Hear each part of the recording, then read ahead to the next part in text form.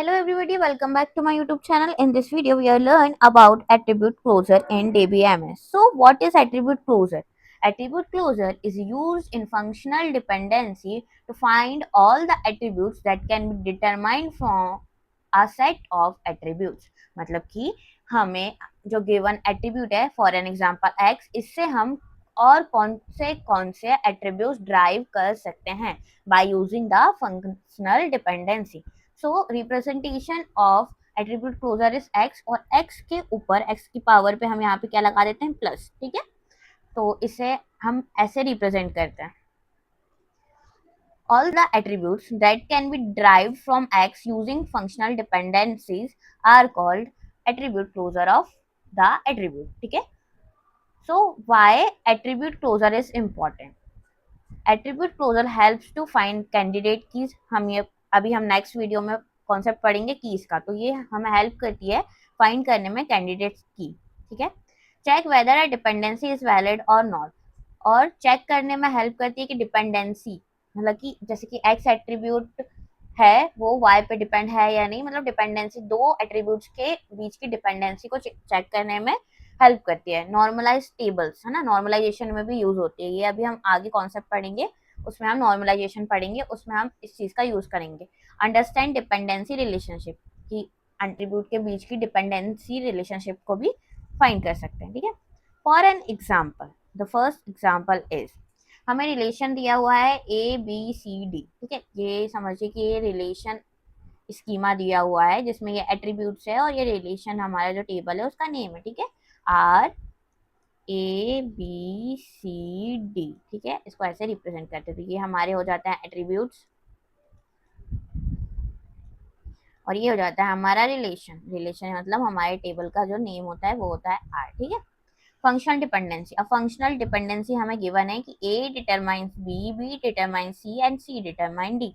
ठीक है, तो हमें फाइंड क्या करना है, ए प्लस यानी कि ए का क्लोजर फाइंड करना है. ठीक है, तो सबसे पहले हम ए प्लस लिख देते हैं. ए का क्लोजर फाइंड करना है, तो ये कैसे होगा, जब एक ए एट्रीब्यूट का हमें जब क्लोजर फाइंड करना है तो जो सेल्फ ए है वो तो आएगा ही. ठीक है, उसके अलावा और क्या क्या आएंगे एट्रीब्यूट्स. ए डिटरमाइन बी, तो ए किसको डिटरमाइन कर रहा है, बी को, तो बी भी यहाँ पे आ जाएगा.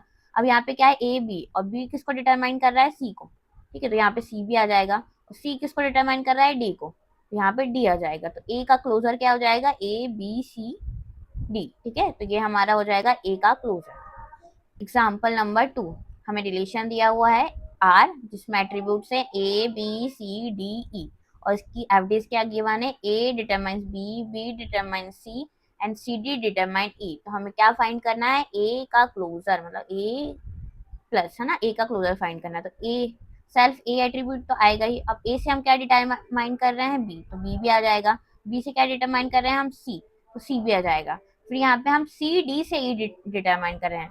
बट देखिए यहाँ पे सी और डी तो है नहीं, इस साइड पे राइट साइड पे सी और डी तो है नहीं, बट यहाँ पे सी और डी लिखा है, तो डी हमारा क्या है, मिसिंग है राइट साइड पे, तो हम ई को नहीं लेंगे. ठीक है, ई को नहीं लेंगे हमारे क्लोजर में. तो ए का क्लोजर क्या हो जाएगा, ए बी सी. ठीक है, प्रैक्टिस क्वेश्चंस दिए हुए हैं, लाइक रिलेशन दिया हुआ है हमें आर जिसके एट्रीब्यूट्स है ए बी सी डी, और फंक्शनल डिपेंडेंसी है A determine B, B determine C, C determine D.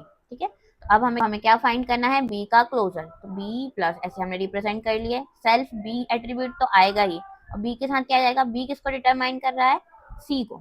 यहाँ पे राइट साइड में क्या है, बी है, और बी किसको डिटरमाइन कर रहा है, सी को, और सी किसको डिटरमाइन कर रहा है, डी को. तो बी का क्लोजर क्या हो जाएगा, B C and D.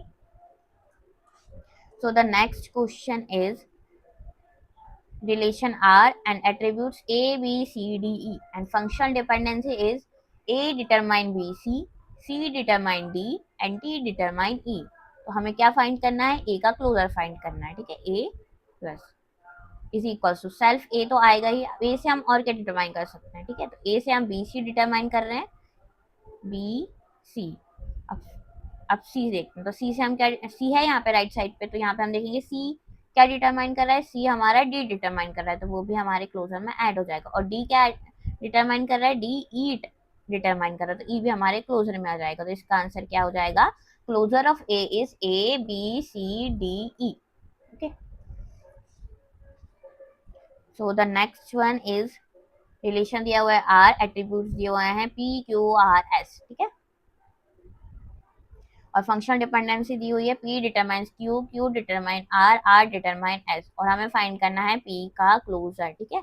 P का क्लोजर फाइंड करना है तो सेल्फ पी तो आ ही जाएगा, और पी किसको डिटरमाइन कर रहा है, क्यू को, तो यहाँ पे हमने क्यू लिख दिया। क्यू किसको डिटरमाइन कर रहा है, आर को, तो हमने यहाँ पे आर ले लिया। आर किसको डिटरमाइन कर रहा है, एस को, तो हमने यहाँ पे एस ले लिया। तो पी का क्लोजर क्या हो गया, पी क्यू आर एस, ये हो गया है ना। क्लोजर क्या होता है कि गिवन एट्रीब्यूट पे, एट्रीब्यूट क्लोजर क्या होता है कि हम गिवन एट्रीब्यूट से क्या क्या डिटरमाइन कर सकते हैं, मतलब कौन कौन से एट्रीब्यूट डिटरमाइन कर सकते हैं। So that's all about attribute closure. I hope you like the video. अगर आपको वीडियो पसंद आया हो तो फटाफट से लाइक, कमेंट एंड सब्सक्राइब कर दीजिए। Thank you for watching this video.